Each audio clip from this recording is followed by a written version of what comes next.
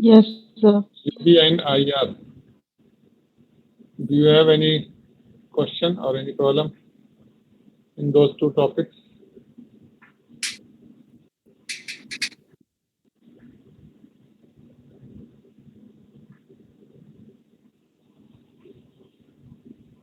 Okay.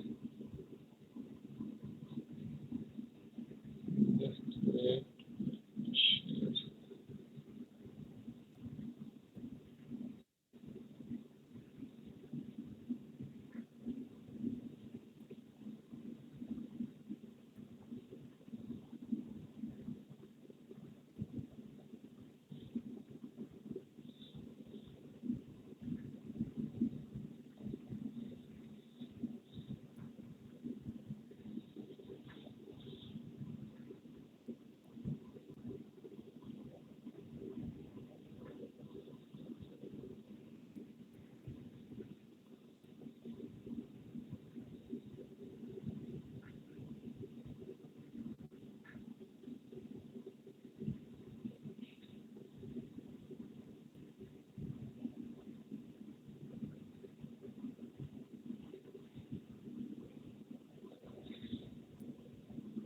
So today's topic is NMR. Okay. Can anybody define NMR?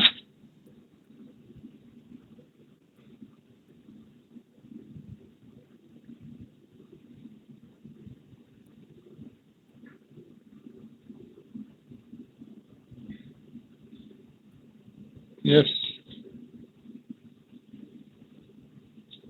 Just define NMR.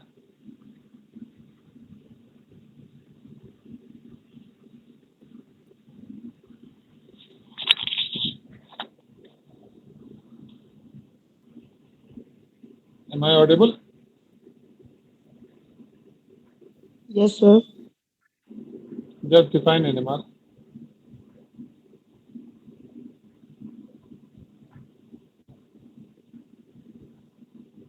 Pallavi.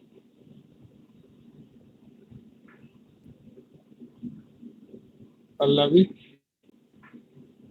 Yes, What sir. do you mean by NMR? Hello. Yes. What do you mean by NMR?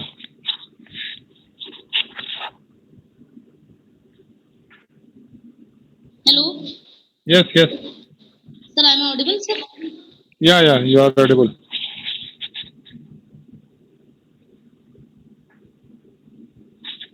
What do you mean by NMR?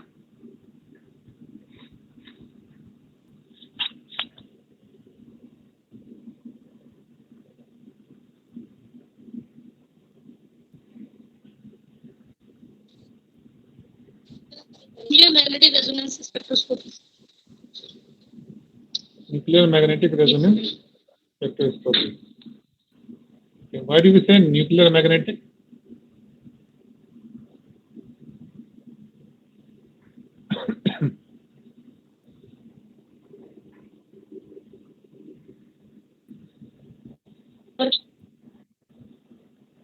Yes. Why do we say nuclear magnetic resonance? Spin से relation होता है इसमें spin किसके लिए? Spin एक minute spin.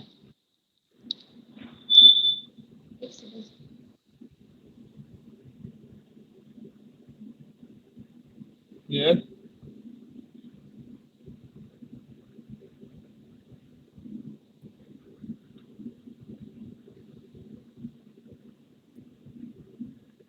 जी बोलिए. Sir nuclei sir having spin जो electrically charge sir nuclei होती है उसमें जो नॉन इलेक्ट्रिकली चार्ज होती है इसमें मैग्नेटिक फील्ड का sir during the energy transfer होता है सर बेस एनर्जी से हाई एनर्जी लेवल पे इस टाइप सर एग्जैक्टली सर अभी रिकॉल कर रहे हैं सर एक मिनट कोई बात नहीं. No problem.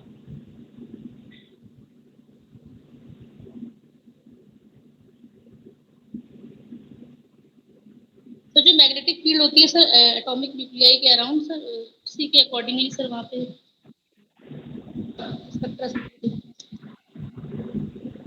Energy transfer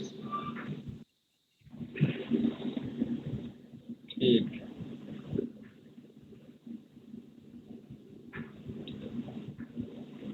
How many of you have played with the top? Have you played with the top?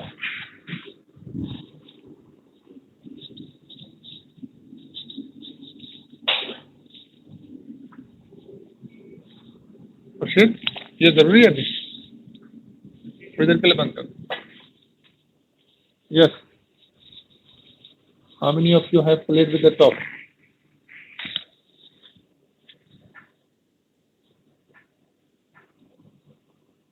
Have you seen the spinning top? लट्टू को देखा होगा ना स्पिन करते हुए, Yes, sir. देखा है sir. है ना? So Yes, sir. what have you observed? When it spins, okay, it spins very fast and at the same time it wobbles also. Means its axis position changes. है ना? अगर आपने देखा होगा तो लट्टू नाच रहा होता है, पहले एक साइड में झुका हुआ रहता है, फिर थोड़ी देर बाद दूसरा साइड झुक जाता है, दूसरी तरफ चला जाता है, फिर वापस दूसरी तरफ झुक के आता है. देखा है इस तरह का? Yes, sir. So if you see this, if you consider this as a bar magnet, okay, as a small bar magnet, okay, so it is spinning very fast. It is spinning very fast, and it has this axis. So this axis wobbles. Okay, one time is here, one time is here, one time is here, one time is here. Okay. So if you outdraw this, you will get circular path. Okay. Now the slow movement of the axis of a spinning body about another axis is called precession. So this is called precession movement. So if you are having somebody which is moving around the circular path, you will get frequency that will be called angular frequency. Okay. Okay. Now, if you relate this angular frequency with the 2 pi, you will get linear frequency. Is it clear? Now, suppose you are given 1 milligram of ethanol. 1 milligram of ethanol. How many hydrogens will be there in 1 milligram of ethanol?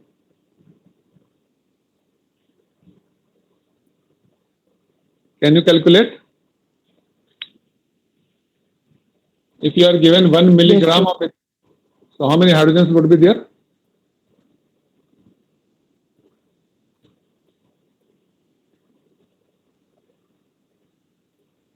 How will you calculate? You have to calculate its molecular weight first. Okay. So ethanol has C2H5OH. Okay. Formula. Okay. So total is 46. So if you take 46 grams, so how many molecules of ethanol will be there? 6.023 into 10 raised to the power Good. 23. 6.023 into 10 to the power 23 molecules of ethanol. And each molecule of ethanol has how many hydrogens? 6 hydrogens. 6 number of hydrogen. Okay. 6 number of hydrogens. So if you are taking 46 grams, okay, convert it into milligram. So you have to divide it by 100. 1000. Sorry, 1000. Okay. So if you take 46 milligram, okay, if you take, instead of 46 gram, if you take 46 milligram, divide it by 1000, it will be of the order of 10 to the power 20. Okay. Now, if you take 1 milligram, so you have to divide it by 46 again. Okay. So almost it will be of the order of 10 to the power 18. So many hydrogen atoms would be there. Okay. Now each molecule has 6 hydrogens, so you have to multiply it by 6 also. So it means here you are having almost 10 to the power 18 order hydrogen atoms. Okay. Now each hydrogen is having one proton. Each hydrogen is having one proton, and proton is a charged particle. What does this charged particle do? Now this proton is spinning about its own axis. So whenever a charged particle moves, it generates magnetic field. It generates magnetic field. Okay. So that magnetic field gives its a property that for which we say it is a small bar magnet. Small bar magnet. Now you are having so many hydrogen atoms. So all the hydrogen atoms are acting as a bar magnet. So you are having a number of bar magnets. Okay. And this is a vector quantity, that is magnetic momentum. It is a vector quantity. So you can sum up in one direction, okay, overall resultant vector quantity. Okay. So if you are having so many hydrogen atoms which are acting as a bar magnet, so without the external magnetic field, the small bar magnets are randomly oriented. Small bar magnets are randomly oriented, just like a traffic. Okay. In your Kanpur, at traffic point, you must have seen whenever there is non-functional red light, or if there is no traffic police at the red light area. And so what is the situation there? What is the situation of traffic? If there is no traffic police and the red light is not functioning. Yes. Anyone?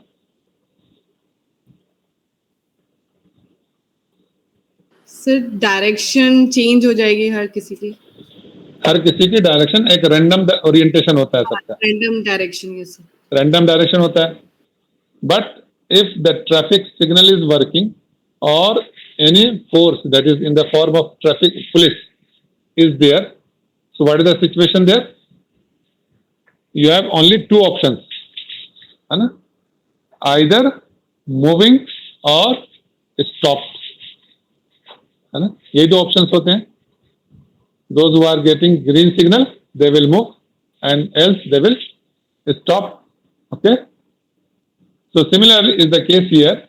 If you are having so many number of hydrogen atoms in even small 1 milligram quantity or less than that, so all those magnets, that is the small bar magnets that we say hydrogen atoms, they are randomly oriented. They are randomly oriented. But when you provide external magnetic field, so they have only two options. Either aligned to the external magnetic field or against the external magnetic field. Aligned to the external magnetic field or against the external magnetic field. Now these two have different energy levels. Obviously, if they are aligning, they will be having lesser energy level. If they are against, they will be having higher energy level. Okay. So there is different energy level, and if you have two different energy levels, obviously there will be an energy difference between the two. And when you provide those energy, okay, from the electromagnetic radiation, then there may be flipping from one energy level to the another energy level. Okay. So here this is the involvement of nuclear magnet, okay, and electromagnetic radiation that we supply. Okay. So the precessional frequency. The precessional frequency means the slow movement of the axis of a spinning body. When the top is spinning, so spinning of the top is very fast, but movement of its axis is very slow. Okay. So the slow movement of the axis of a spinning body about another axis is called precession. So when this precessional frequency matches with the electromagnetic radiation frequency, the two frequencies are in resonance and energy is absorbed. Okay. And this is the basic principle behind this NMR. Okay, you can see here when there is no traffic signal, working traffic signal, random orientation. Otherwise, it is. So here you have a small bar magnet which are randomly oriented. But whenever you apply external magnetic field, you have either of the two orientation, either align the external magnetic field or opposing the external magnetic field. Is it clear? Yes, sir. So here you have two energy levels, and the energy level difference between the two is called delta E. If you supply the energy in the form of HNU from the radio frequency, then this excitation will take place. So the formula for NMR is this gamma is nu is equal to gamma B naught upon 2 pi. I told you that if you have omega, that is angular frequency, if you relate it with this, okay, you will get 2 pi nu. Now this pi, sorry, nu is equal to gamma B naught upon 2 pi. This gamma is gyromagnetic ratio, and this gyromagnetic ratio is particular for particular nucleus. It varies from proton to carbon, carbon to fluorine, fluorine to nitrogen.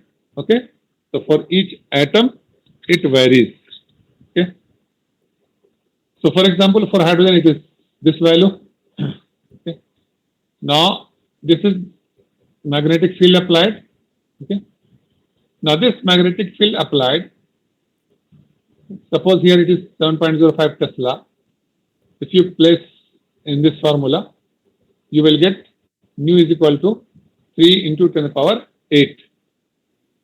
It will be 3 into 100 into 10 to the power 6. 10 to the power 6 is called mega. It becomes 300 megahertz. If you say some instrument is working at 300 megahertz, okay, some instrument, obviously its for proton, its magnetic field strength will be 7.05 Tesla. Okay.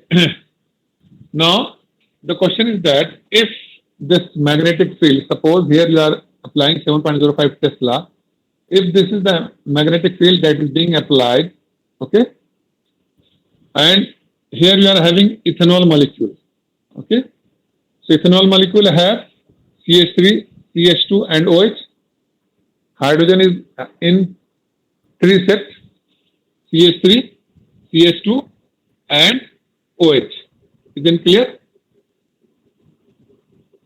Hydrogen is in the form of CH3, CH2 and OH. Okay. Yes. So all are hydrogen. All are hydrogen. Okay. Whether it be in the form of CH3 or it be CH2 or it be OH. All are hydrogen. And if it is hydrogen, it will be having gyromagnetic ratio of 2.675 into 10 power 8 per Tesla per radian per second. Okay. Now radian per second. Okay.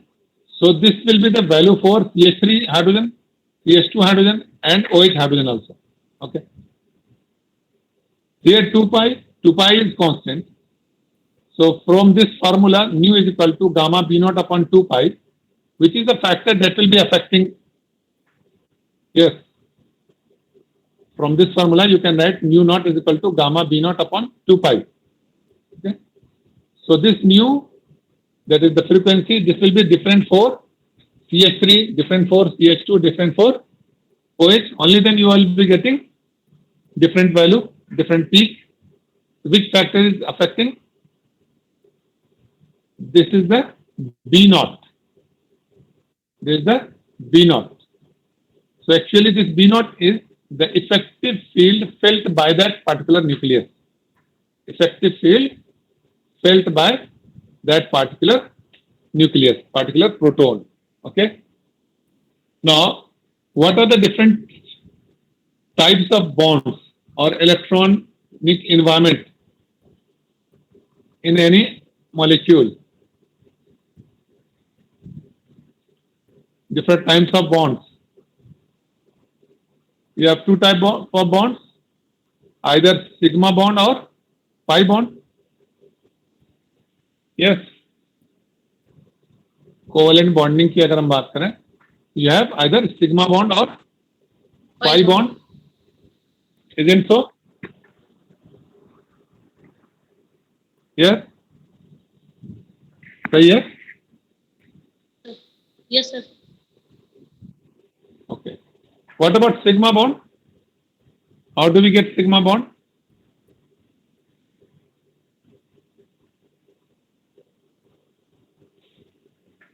When the hybridized orbital, whether it be sp hybridized, sp2 hybridized, or sp3 hybridized, they overlap themselves or with the s orbital.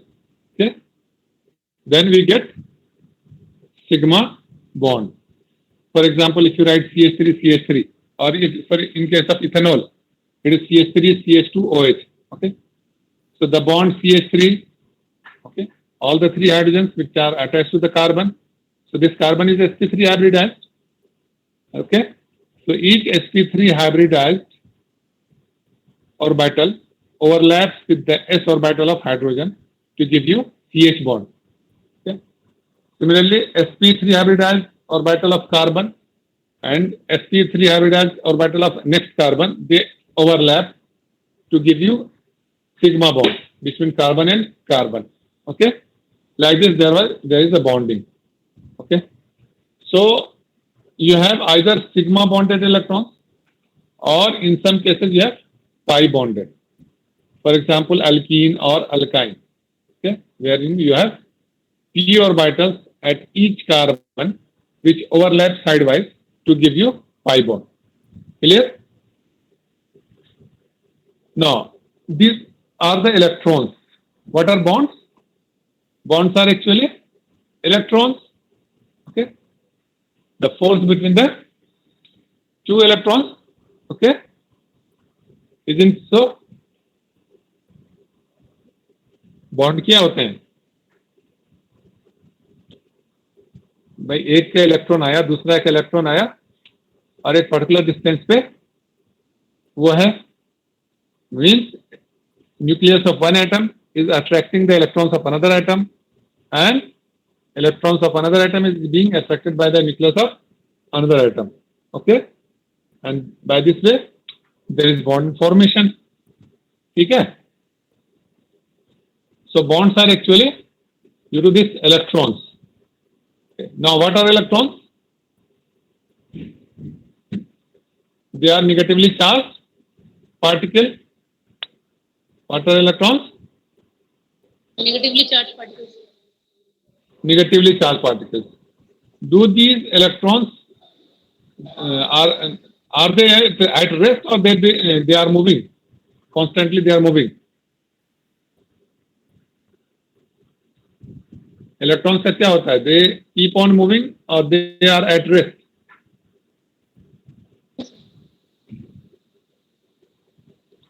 They are moving constantly.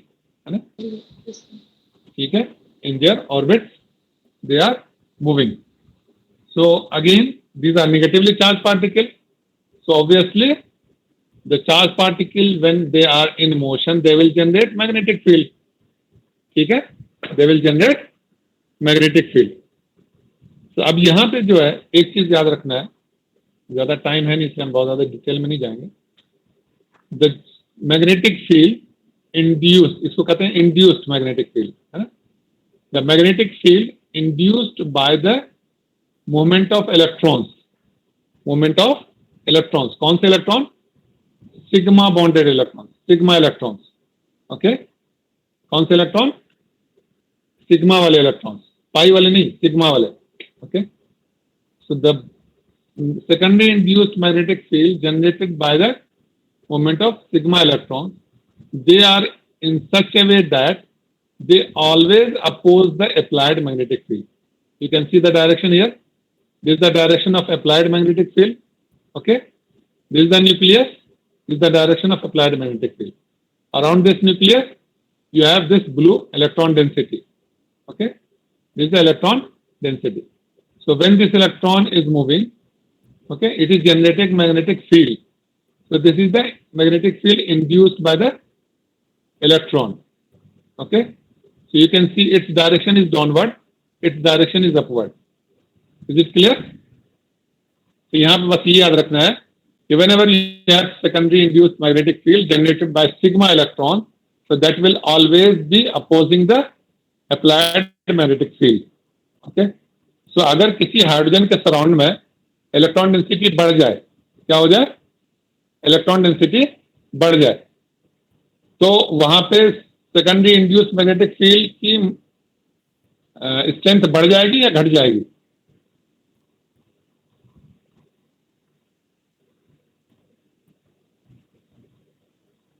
Yes,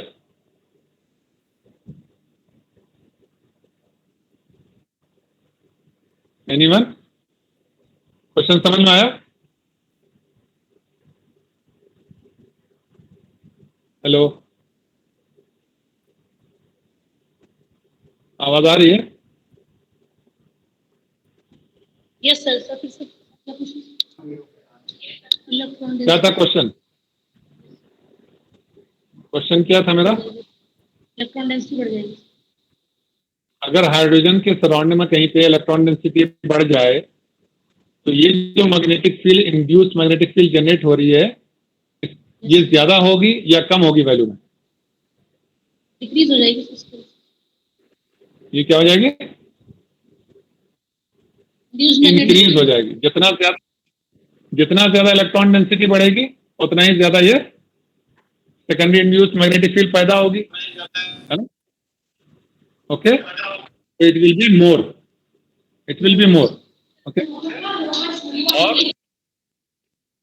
if by any means, if you decrease the magnetic strength of the electron, density of electron, okay, by any means, if you decrease the density of electron around particular hydrogen, what will happen? If the secondary induced magnetic field is less, electron density is less, it means secondary induced magnetic field will be less. और ये secondary induced magnetic field कौन सी वाली है? This is due to sigma electron, which is always in opposite direction to the applied magnetic field. Okay? अब समझिए, suppose करो जैसे वहां पर था ना कि 7.05 टेस्ला चाहिए हमें रेजोनेंस मिलाने के लिए, 300 मेगाहर्ट्ज का जो इंस्ट्रूमेंट था पिछले देखा। ओके, सो हम उसको गॉस में हम ले रहे हैं एक रफ वैल्यू लेकर के। तो सपोज करो we need 14,000 Gauss. We need 14,000 Gauss. Gauss is also a unit of magnetic field. So suppose you need 14,000 Gauss to bring any particular proton, okay, to bring it into resonance. So you are applying 14,000 Gauss, okay, but that hydrogen proton is having electron around it, okay. Is it clear? So if that electron is there, so that electron will generate secondary induced magnetic field, and the direction of secondary induced magnetic field will be opposite to the direction of the applied field. Okay? Here you are applying 14,000 Gauss, that is required to bring this hydrogen coming to resonance with the electromagnetic radiation. Now if here 50 Gauss, how much? 50 Gauss is generated here. So net effective field felt by this proton will be how much? You are applying 14,000 Gauss, but 50 Gauss is being generated here. Okay. So how much this hydrogen will be filling?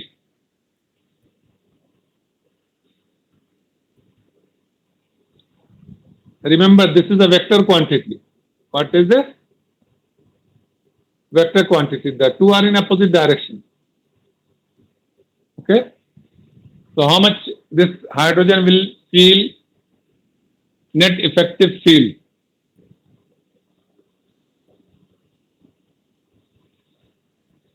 Yes.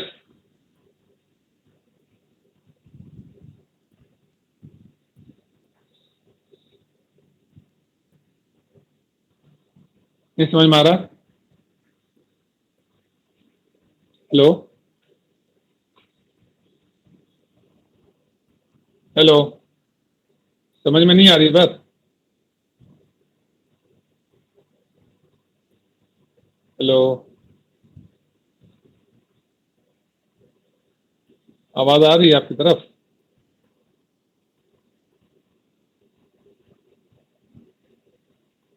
Hello, आवाज नहीं आ रही है तो मैं बंद कर दे रहा हूँ।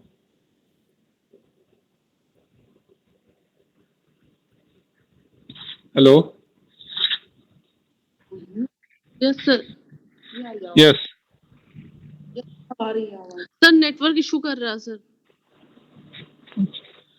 मैं ये कह रहा हूँ कि 14,000 गॉस यहाँ डाला, 50 गॉस का यहाँ अपोजिट डायरेक्शन में, तो कितना नेट इफेक्टिव फील करेगा ये हाइड्रोजन? यस सर, अब आ रही है आवाज। सर नेटवर्क इशू कर रहा है सर।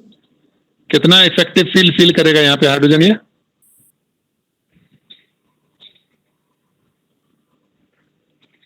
भाई 14,000 गॉस आपने दिया और यहाँ पे 50 गॉस का अपोजिट डायरेक्शन में है, तो क्या करेंगे हम इसको सब्ट्रैक्ट कर देंगे, तो टोटल हाइड्रोजन के ऊपर कितना फील करेगा ये hydrogen?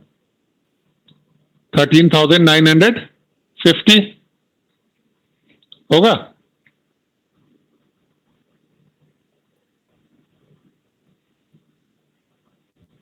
Yes,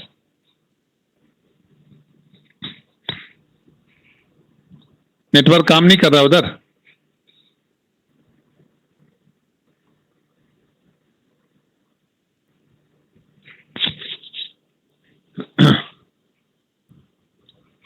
So here it will be having the net effective field that this proton will feel.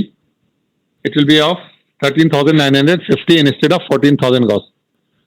But you need 14,000 Gauss to bring this hydrogen into resonance. है ना? कितना चाहिए? हम एक सपोज मान रहे हैं हम 14,000 Gauss to bring this hydrogen come into resonance with the electromagnetic radiation. Okay, so कितने से बढ़ाना पड़ेगा इसको हमें? इंस्टेड ऑफ 14,000 गॉस कितना अप्लाई करना पड़ेगा हमें?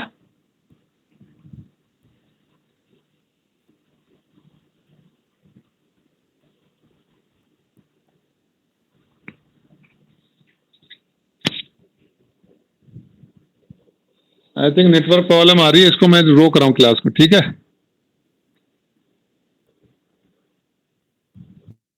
Hello hello, yes sir. Network problem आ रही है आप लोगों की तरफ, तो क्लास को मैं रोक रहा हूँ, ठीक है? सर हम लोग इंस्टीट्यूट में हैं 3 लोग, तो सर यहाँ पे इशू है नेटवर्क। अच्छा, सर हम लोग इंस्टीट्यूट में हैं 3 लोग। हाँ तो फिर जहाँ नेटवर्क इशू नहीं होगा वहां बताना, ऑनलाइन क्या फिर मजा ही नहीं है, फिर क्या फायदा? सर 2 लोग तो घर पे हैं, बट हम 3 लोग सर इंस्टीट्यूट में हैं। जो घर पे हैं उनके पास भी नेटवर्क प्रॉब्लम है लगता है, इसीलिए उनकी तरफ से भी कोई रिस्पॉन्स नहीं आ रहा है। यस सर, क्योंकि खैर मैं 10 मिनट और कंटिन्यू कर रहा हूँ। सो हियर सर इंस्टीट्यूट में है, यहाँ पे सर नेटवर्क इशू है। this always opposes the applied magnetic field. So here we need to increase the external magnetic field. There is one term that is called anisotropy. Anisotropy. Anisotropy means वो measurement that varies with the direction. Means the any measurement which varies with the direction in which measurement is being undertaken. Okay. So simple term हम कह सकते हैं direction dependent measurement is called anisotropy, है ना? Means एक direction में इसको measure किया तो कुछ और value I, if you change the direction you will get some different value. Okay. तो इसको हम अल्कीन के और अल्काइन के इसमें एग्जाम्पल देकर हम पढ़ सकते हैं. If you see the alkene or alkyne, okay, in case of alkene you have carbon carbon double bond, in case of alkyne you have carbon carbon triple bond, in case of alkyne you have carbon carbon triple bond. Okay, so